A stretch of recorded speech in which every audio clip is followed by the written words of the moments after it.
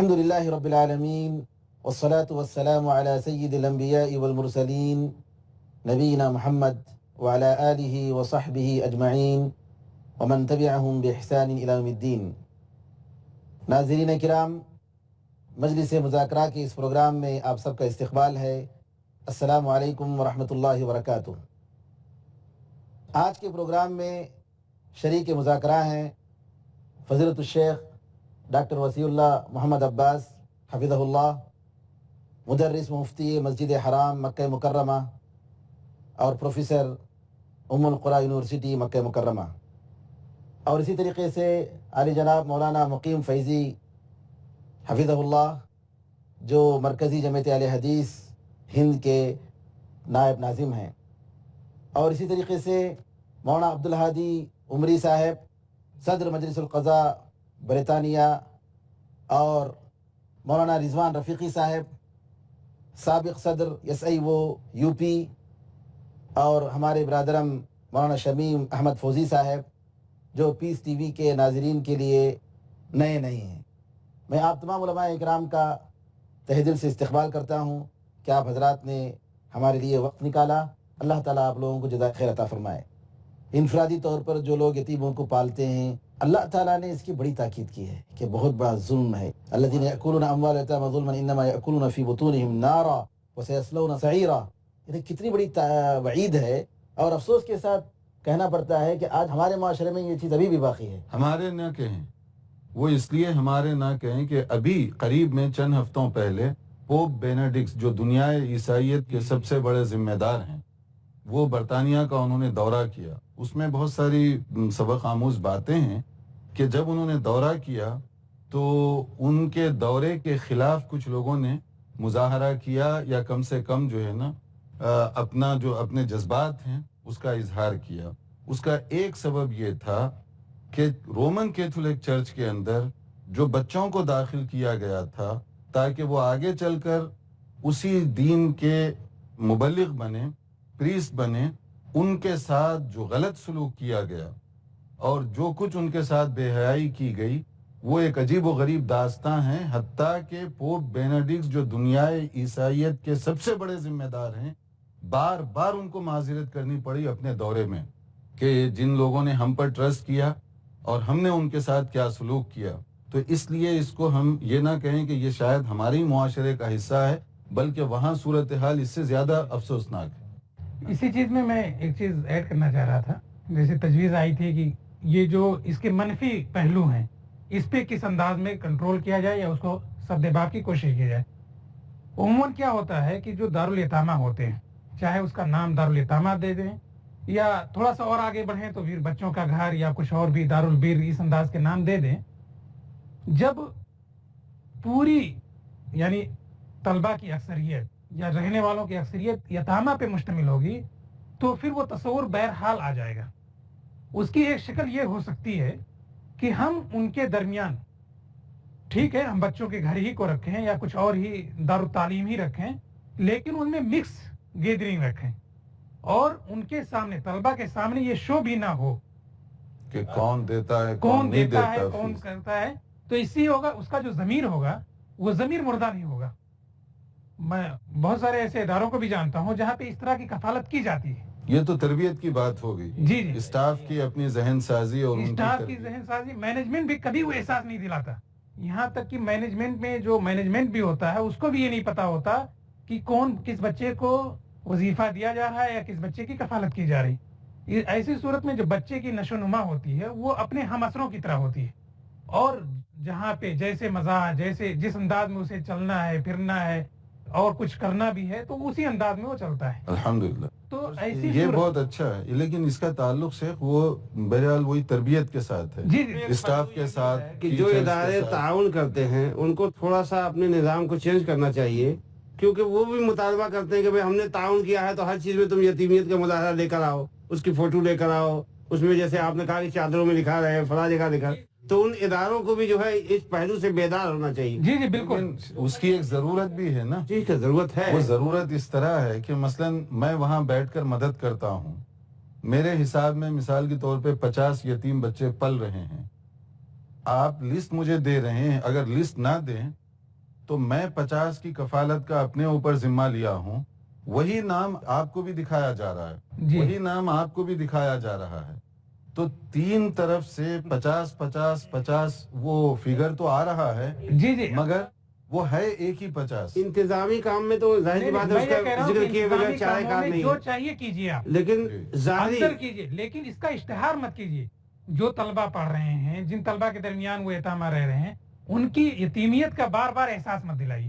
ہاں یہ بہت صحیح ہے۔ اور اس وہ میں شیخ صاحب نے ایک بات کہی تھی، ایک اور بات جو شیخ صاحب نے کہی تھی کہ وہ چھوٹے جو بچے ہیں، جیسے 1 سال کا بچہ، 2 سال کے بچے، اگر وہ یتیم بن جائیں تو کسی ماں کے حوالے کریں، لیکن اس میں بڑے مسائل بھی پیدا ہو سکتے ہیں۔ پہلے تو یہ چیز جو ہے خالص میں سمجھتا ہوں کہ مقامی روایات سے اس کا تعلق ہے، مقامی کلچر اور تہذیب کے ساتھ۔ ہر جگہ شاید اس پر عمل کرنا اتنا آسان نہ ہو، کیونکہ اگر ایک چیز سنا شیخ، دیکھیے بوسنا ہرسک میں ایک جو حادثے ہوئے تو سعودیہ کے بہت سے لوگوں نے، ہم نے خود ایک بچے کو طلب کیا تو کسی نے اور آگے لے لیا، ہماری بچے کہتے ہم لوگ بھی پالیں گے۔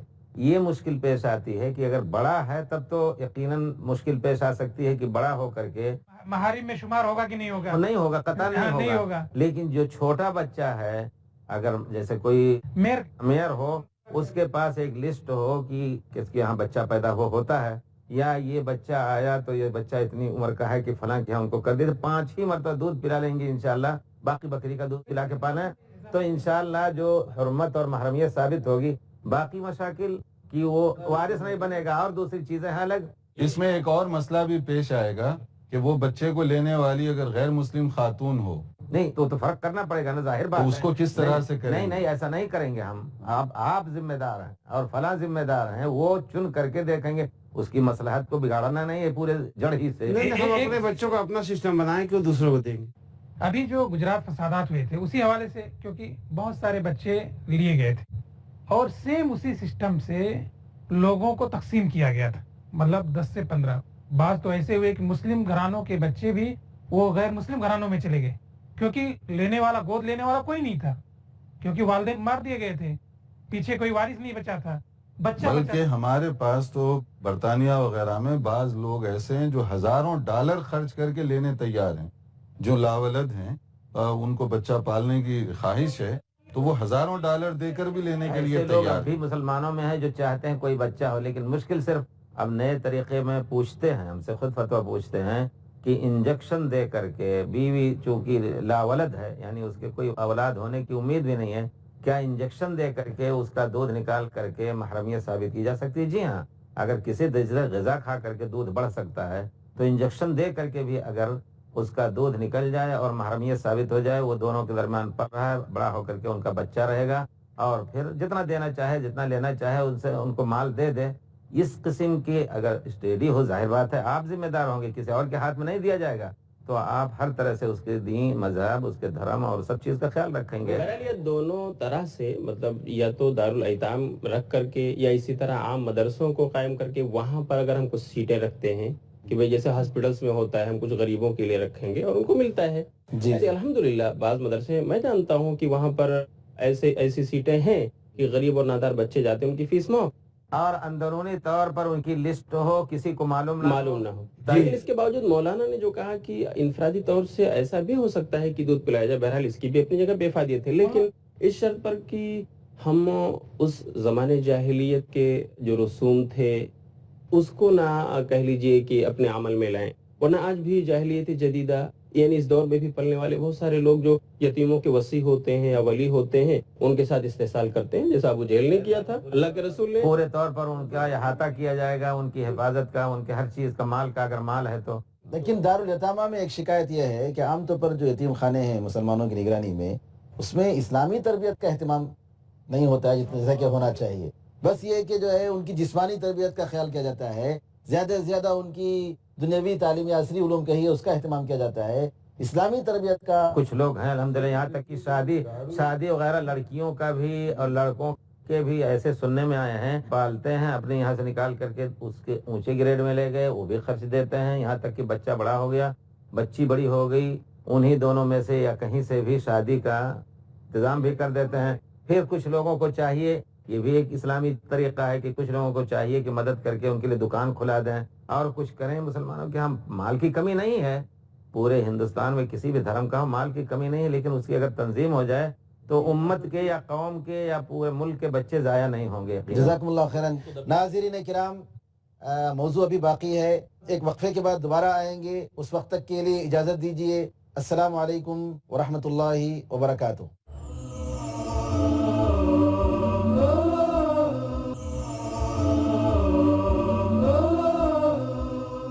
السلام علیکم ورحمۃ اللہ وبرکاتہ. انتظار کرنے کا شکریہ. یہاں خدمت خلق اور دعوت دین کے تعلق سے ہمارا موضوع ہے. میں مولانا مقیم صاحب سے گزارش کروں گا, اپنے بچوں کو, یتیم بچوں کی کفالت کرنا یہ تو ہے, یہ تو ہونا ہی چاہیے, ایک فریضہ ہے معاشرے کا. اس کے علاوہ غیر مسلم یتیم بچوں کی کفالت, اس کے بعد تعلق سے آپ بتائیے کہ یہ کتنا ضروری ہے اور ہمارے معاشرے میں اس کی بھی کمی ہے. بس دیکھیے, اسلام تو دین رحمت ہے جی, اور نبی کائنات علیہ السلام نے اس کا عملی نمونہ بھی پیش کیا ہے کہ بھئی تمام لوگوں کے ساتھ اچھا سلوک کیا آپ نے, اور صحابہ کرام رضی اللہ تعالیٰ نے مجمعین نے بھی اس کا نمونہ پیش کیا ہے, خواہ وہ یہودیوں سے تعلق رکھنے والے ہوں یا عام جو مشرکین سماج و معاشرے میں بستے ہوں ان سے تعلق رکھنے والے ہوں, سب کے ساتھ جو ہے رحمت کے سلوک کا حکم دیا گیا. جیسے کہ مولانا نے پہلی حدیث سنائی کہ بھئی اگر ہر جو ہے تر کلیجے میں اللہ تعالیٰ نے اجر رکھا ہے, تو کوئی بھی آدمی پریشان ہے اور کوئی بھی آدمی مجبور ہے تو اس کی مدد کرنا تو مسلمان کی ذمہ داری. جسے مثال کے طور پر اللہ کے نبی صلی اللہ علیہ وسلم کی بیوی حضرت عائشہ صدیقہ کائنات رضی اللہ تعالیٰ فرماتی ہیں کہ ایک یہودی ضعیف عورت ہمارے پاس آئی, بھوکی تھی, تو میں نے اس کو جو ہے, یعنی جانتے کہ اس وقت کھانے پانی بہت کم ہوا کرتا تھا گھروں میں, لیکن میں عائشہ فرماتی کہ جو کچھ میسر تھا میں نے اس کو اٹھا کے کھلا دیا, اور اس عورت نے اتنی خوش ہوئی کہ مجھ کو دعا دیا کہ اللہ تم کو عذاب قبر سے محفوظ رکھے. کہتے ہیں کہ پہلا جملہ میرے ذہن میں آیا کہ عذاب قبر, تو میں اللہ کے نبی صلی اللہ علیہ وسلم کی خدمت میں میں نے ذکر کیا تو آپ نے کہا ہاں قبر میں عذاب ہوتا ہے, اور پھر اس کے بعد آپ نے ہر مرتبہ نماز میں قبر کے عذاب سے پناہ مانگی. شیخ دیکھیے, اللہ تعالیٰ آپ کو جزائے خیر دے. حضرت عمر کی تاریخ میں آتا ہے, ابن الجوزی نے لکھا ہے کہ حضرت عمر کے زمانے میں دواوین بنائے گئے تھے غریبوں مسکینوں کے نام سے, ان کو وظیفہ اور ان کی مدد, اس میں یہودیوں اور غیر مسلموں کا نام بھی تھا. کہتے تھے کہ جو یہاں جی رہا ہے ہم نے جوانی میں اس سے استفادہ کیا, بڑھاپے میں اس کو ضائع نہیں چھوڑنے کا حق. یعنی جو ٹیکس اس کی حفاظت کے بدلے میں لیتے تھے, جوانی میں لیتے تھے, بڑھاپے میں ایک اسلامی بینیفٹ دے رہے ہیں. بینیفٹ دے یہ مسلمانوں کی کمی ہے کہ اس کی جیسے شکایت یہ کہ نظریاتی طور پر ہم پیش کر رہے ہیں, لیکن یہ مثال ہے کسی وقت بھی اس کو بروئے کار لیا جا سکتا ہے. عمر رضی اللہ تعالیٰ میرا یہ ہے کہ ہے کچھ نہ کچھ تو ہے, ایسا نہیں ہے. میں یہ نہیں انکار نہیں کر رہا ہوں, جی میں یہ کہہ رہا ہوں کہ انفرادی حیثیت سے کچھ نہ کچھ ہے, جی اس کو ایک اجتماعی کلچر کی شکل دینی چاہیے. انفرادی طور پر بھی غیر مسلموں کے بچوں کو اگر ایسی ضرورت پیش آ جائے کہ ہمیں موقع مل رہا ہے انہیں گود لینے کا یا انہیں پالنے کا, تو اس کے بہت اچھے فائدے. ایک تازہ ترین واقعہ میں آپ کو بتاؤں, آئرف میں جو مختلف اطراف سے ہندوستان کے آئبراٹ سے فون آتے ہیں, لوگ اس خاص وقت میں پوچھتے ہیں فتاوے. ایک دن اتفاق سے لکھنؤ سے ایک فون آیا, انہوں نے فون کیا کہ ہمارے یہاں ایک خادم اور خادمہ میاں بیوی دونوں کو ہم نے رکھا تھا, اور دونوں نیپال کے تھے, غیر مسلم تھے. اتفاق ایسا ہوا کہ جو بیوی تھی نیپالی خادم کی, اس کو بچی پیدا ہوئی, اور کچھ دنوں کے بعد اس بچی کے ماں کا جو شوہر تھا یعنی نیپالی آدمی, وہ چھوڑ کے بھاگ گیا کہ بچی پیدا ہوئی ہے, میں کیسے پالوں, کیا جو بھی اس کے رہے ہوں. تو بہرحال انہوں نے کہا لکھنؤ میں جن کے گھر وہ بچی پیدا ہوئی اس نیپالی عورت سے کہ ہم نے اس کی ماں کو اور خود اس بچی کو پالا. وہ بچی ابھی بڑی ہو گئی, ہم نے تعلیم و تربیت کا انتظام کیا, گرلز کالج میں داخلہ کرایا, اور الحمدللہ ابھی اس کا یہ لیول ہے. ایک پورا لیٹر پھر انہوں نے بھیجا عارف کا پتہ لے کر کہ اب میں اس نیپالی خاتون کی شادی کرانا چاہتی ہوں, مسلمان ہو چکی ہے, میں نے اس کی تربیت کی ہے, وہ یتیم کی پالا پوسا, لیکن اب اگر میں کسی نیپالی سے شادی کروں تو مجھے اطمینان نہیں ہے, میں نے اس کو بڑے پیار سے پالا ہے, میری بچی ہے. تو آپ کوئی ڈاکٹر ذاکر نائک بتائیے کوئی ایسا جوان جس سے میں اس خوبصورت بچی کی شادی کروں جو ایڈوکیٹڈ بھی ہم نے پڑھایا ہے. تو آپ دیکھیے کہ اس طرح گود لے کر اس کو پالنے کی وجہ سے وہ اسلام کی آغوش میں آٹومیٹیکلی آ گئی, اور اس طرح الحمدللہ اس سے خاندان آباد ہو سکتا ہے. تو انفرادی طور سے بھی اس طرح اگر ہمیں موقع ملتا ہے تو ہمارے معاشرے کو اہلا و بالکل سہلا کہنا خدمت چاہیے. خلق یہ دراصل لیکن اگر مشروط پالا نہیں ہے تو یقیناً وہ آپ کے اس میں پلی کوئی یہ کہا ہے کہ زبردستی آپ نے مسلمان بنانے کے لیے کیا نہیں. کہیں وہ جا کر کے کسی غلط آدمی کے ہاتھ سے شکار ہو کر کے بد اخلاقی کا شکار ہو سکتی تھی. آپ نے پالا الحمدللہ اسلام کی فطرت پر, تو آپ کا یہ نہیں کوئی کہہ سکتا ہے کہ نہیں آپ نے اپنے مطلب, ہمارا کوئی مطلب نہیں ہے اس کے ساتھ. تو اگر اسلام لے آئی تو انشاءاللہ آپ کے لیے اجر کا باعث بنے گا. لیکن یہ نہیں کہے کہ زبردستی اس کو مسلمان بنا لیا. بھائی پلی ہے اسی ماحول میں تو ظاہر بات ہے اسلام تو اس کو کہتا ہی لا اکراہ فی الدین, دین کے بارے میں کوئی جو زبردستی. ان کے اخلاق کا نتیجہ تھا جی، کہ وہ اخلاق متاثر ہوئے اور اس طرح سے. عمر رضی اللہ تعالیٰ عنہ کے بارے میں آتا ہے کہ ان کی خلافت کے زمانے میں انہوں نے دیکھا کہ ایک بوڑھا یہودی بیچارہ جی پیسے مانگ رہا ہے, لوگوں سے بھیک مانگ رہا ہے.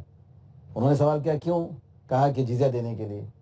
عمر رضی اللہ تعالیٰ نے فوراً کہا کہ اس کا جزیہ معاف کرو, اور اس کے لیے بیت المال سے باقاعدہ وظیفہ مقرر کر دیا. لیکن آج کا زمانہ ایسا ہے کہ الٹا ہو چکا ہے.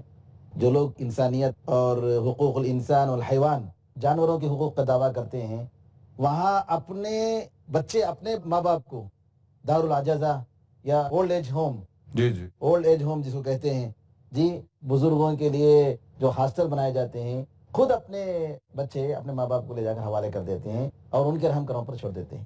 آپ ذرا اس کی روشنی میں مولانا عبدالحدی اصل میں یہ بہت ہی افسوسناک پہلو ہے وہاں کا کہ عموماً فیملی اقدار جس کو کہتے ہیں, خاندانی اقدار, یہ بہت تیزی کے ساتھ زوال کا شکار ہیں.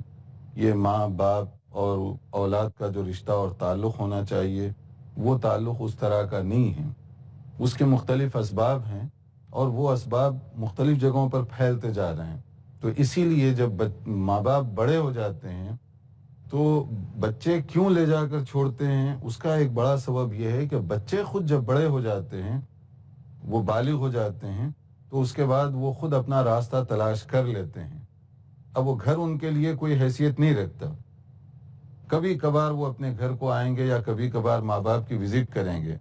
اب وہاں پر یہ ہوتا ہے کہ وہ بوڑھے والدین جو خود سے اپنا کام نہیں کر سکتے, اولاد ساتھ نہیں رہتی, اکیلے وہ اپنے آپ کو کیسے سنبھالیں گے. اس کے لیے حکومت کی طرف سے جو مستقل ہاسٹل وغیرہ بنائے گئے ہیں وہاں پر لے جاتے ہیں تاکہ کم سے کم گورنمنٹ کی طرف سے جو انتظام ہے ان کی دیکھ بھال کا, کھلانے پلانے کا, وہ تو ہو سکے, کیونکہ ہم تو وہ کام کرنے سے رہے, لہٰذا گورنمنٹ وہ کام کرے گی.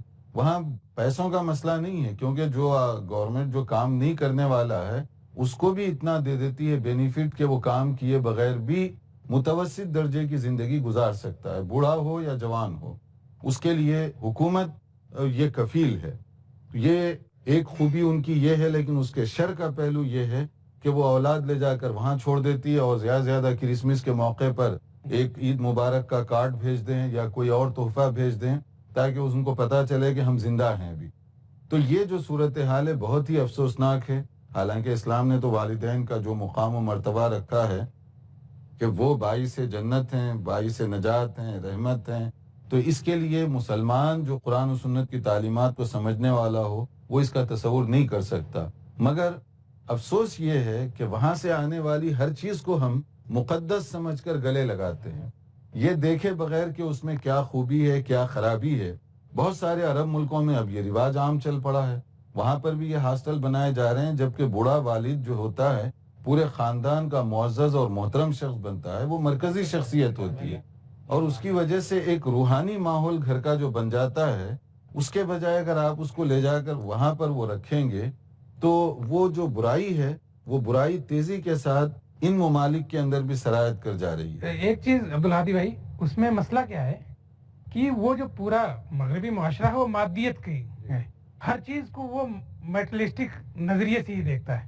ان کے پیچھے نہ محرک ہوتا ہے عقیدے کا, نہ ہوتا ہے جنت اور جہنم کا, نہ آخرت کا تصور ہوتا ہے. دین اسلام تو بہت بڑی نعمت اس پس منظر میں ہے کہ ہر چیز کے پیچھے ثواب اور عقاب کا جو ہے تصور ہے. آپ بات جاری رکھیں, ایک میں وہ بتاتا ہوں کہ وہاں کس طریقے سے مادیت. مولانا ایک کہنا چاہتے ہیں کہ مسلمانوں کو ایسا نہیں کرنا نہیں چاہیے, کرنا تاکید کریں کہ مسلمانوں کے لیے تو بہت سنہری موقع ہے کہ باعث اجر ہیں یہ والدین, جی. خدمت کر کے جنت لینے, جیسا کہ پیارے رسول نے فرمایا اس شخص پر اللہ کی لعنت و اللہ کی رحمت سے دوری ہو جس نے ماں باپ کو بڑھاپے میں پا کر کے اور جنت نہ کما سکا. تو یہ آپ پیغام دینا چاہتے ہیں اس کا ایک پہلو ہے, دیکھیے اس میں کبھی کبھی ماں باپ بھی خود اس کے ذمہ دار ہوتے ہیں. آپ بتاؤں کہ ابھی اخبارات میں ایک واقعہ آیا تھا کہ IPS آفیسر مسلمان اس نے اپنے بھائی کو بھی مارا, ماں کو بھی مارا کہ وہ لہو لہان ہو گئی. ماں باپ جو ہے بچوں کو یہ سمجھتے ہیں کہ ہمارا بچہ ترقی کرے گا تو صرف اس کو جو ہے ایسی تعلیم دیتے ہیں جس سے وہ کما سکے جو ہے, اور ایسی تعلیم جو اس کو روح کو جلا دے, اس کو تقاضوں کو سمجھنے میں مدد دے. جیسے کہ اکبر الہ آبادی نے کہا تھا کہ بچے میں بو آئے کہاں سے ماں باپ کے اتوار کی, دودھ ہے ڈبے کا, تعلیم ہے سرکار کی. مطلب یہ ہے کہ کوئی توجہ نہیں ہے تو اس کا نتیجہ نکلنے تو والا وہی ہے. جو جیسے کہہ رہے ہیں مادیت کی جو بات ہے وہ اتنی زیادہ ہے, یہ بہت ہی افسوسناک اور غور طلب پہلو ہے. وہ اس لیے غور طلب ہے کہ وہی جراثیم مختلف جگہوں پر پھیل رہے ہیں. یعنی میاں بیوی دونوں گھر میں رہتے ہیں اور اس کے باوجود پیسوں کی تقسیم کچھ ایسی ہے کہ یہ بل آتا ہے, کہتی ہے یہ دس از یور ریسپانسبلٹی, اب یہ آپ کی ذمہ داری ہے. بھائی آپ شوہر ہیں, آپ ذمہ دار اعلیٰ ہیں گھر کے, لیکن آپ وہ بل بیوی کو پکڑا دیتے ہیں کہ یہ تو آپ کی ذمہ داری ہے, اس کی پیمنٹ آپ کریں گی. اور وہ کوئی اور دوسرا بل آئے گا تو وہ شوہر کے حوالے کر دے گی کہ یہ آپ کا جاب ہے. اور اسی طرح سے بعض اوقات شاپنگ کے لیے جاتے ہیں, جو چیزیں خریدی گئی ہیں اب اس کی پیمنٹ کون کرے گا, دونوں میاں بیوی ساتھ ہیں, کون اس کی پیمنٹ کرے گا. تو یہ جو تصور ہے نا, اس کے پیچھے آپ وہی مادیت جو ہے اتنی زیادہ ہے کہ کتنے گھروں میں سپریشن اور یعنی علیحدگی میاں بیوی کے درمیان صرف اسی بینیفٹ کے مسئلے پر کہ ہمیں یہ بینیفٹ مل رہا ہے تو ہمارے اکاؤنٹ میں جائے یا شوہر کے اکاؤنٹ میں. جبکہ ہمارا جو تصور ہے, اسلامی تصور اتنا پاکیزہ ہے کہ شادی کے بعد میں اور تم نہیں ہوتے, ہم ہو جاتے ہیں. وہ دونوں مل کر, دونوں کا اکاؤنٹ ایک ہوگا یا اخراجات کا طریقہ ایک ہوگا, شوہر اس کی ذمہ داری اٹھائے گا. جدے میں دیکھا گیا, جدے میں دیکھا لوگوں نے, بچوں نے آ کے بتایا کہ ایک جیسے کورنش پہ جاتے ہیں تو دیکھا کہ وہاں اسکریم خریدا بچوں نے, تو ایک انگریز جوڑا آیا میاں بیوی, اور وہاں اسکریم الگ الگ خریدا دونوں نے, اور اس کے بعد الگ یہ اپنے بیگ سے نکال کر کے وہ عورت پیسہ دے رہی, وہ اپنے جیب سے پیسہ دے رہا ہے اسکریم کا, جو 1 ریال 2 ریال 4 ریال کا ہو. یعنی تو نفس پرستی, نفس پرستی یا سمجھ لیجئے جو کچھ ہو رہا. جی. مادیت کا غلبہ تو ہے, اس میں کوئی شک نہیں, جس کی وجہ سے ساری چیزیں وجود میں. لیکن ہم لوگوں کا اسلامی یا مسلمانوں کا معاشرہ بھی بہت حد تک اس کا ذمہ دار ہے. جو یہ رجحان عام ہو رہا ہے کہ اولڈ ایج ہوم ہونا چاہیے, کیونکہ دیکھیں ہمارے یہاں یہ اور بات ہے کہ لوگ غربت کا شکار ہیں.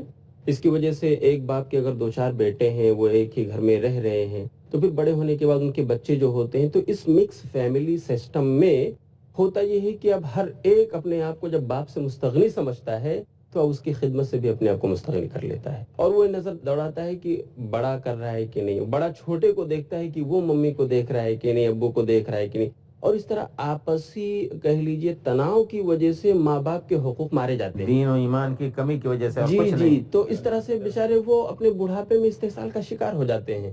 جزاکم اللہ خیراً. میں تمام علماء اکرام کا جو ہمارے مجلس مذاکرہ میں شریک ہوئے سب کا شکریہ ادا کرتا ہوں.